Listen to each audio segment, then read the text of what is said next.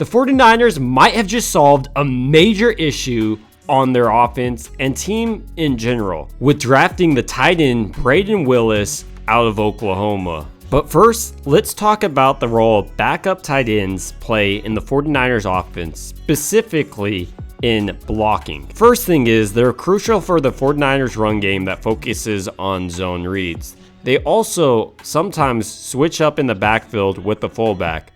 Ross Dwelley has done this at times. And while the run game is pretty obvious, they're also extremely crucial in the 49ers heavy play action pass game. And let's just use the injury to Brock Purdy as an example. On this play, the backup tight end Tyler Kroft had the duty to block a premier edge rusher in Haason Reddick. He wasn't able to get the job done, and that ultimately led to the 49ers losing that game. After the game, Kyle Shanahan pointed out that Brandon Aiyuk would have been open deep, and it really wasn't a bad play call, it's just football and injuries happen.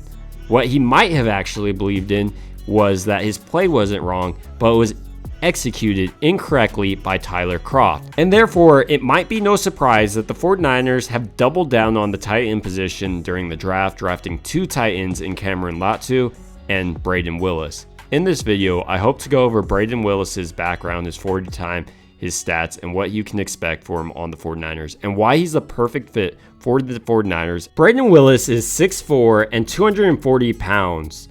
And while he didn't run his 40-yard dash, a lot of people project his 40-yard dash to be right around 4.7 seconds. But that's not the best part of his game. The best part of his game definitely has to be his blocking ability and his ability to possibly keep the 49ers quarterbacks healthy.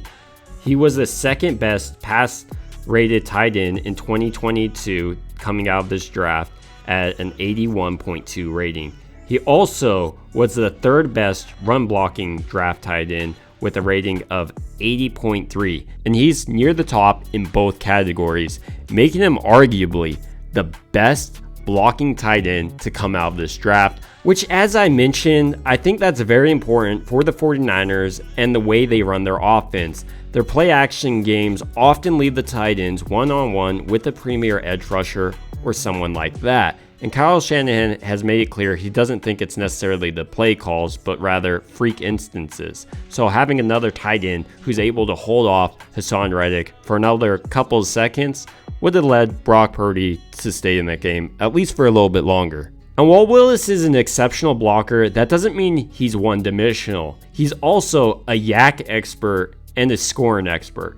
In 2022, he led the Sooners in receiving scores with 7. He also had 13.2 yards a catch for 514 yards. Willis will probably make it onto the San Francisco 49ers roster, in my opinion, due to his great blocking ability. But he also has the ability to score, which will be utilized by Kyle Shanahan with some tricky play calling. Ultimately, Willis looks to be one of the best blocking tight ends immediately on the San Francisco 49ers roster, and that bodes well for the play action passing game and may be an immediate fix to one of the San Francisco 49ers' biggest problem, and that was the tight end depth. But that's just why I think this might solve one of the 49ers' major weaknesses, and I'd love to hear your thoughts down below. And thank you guys for watching. It means so much to me.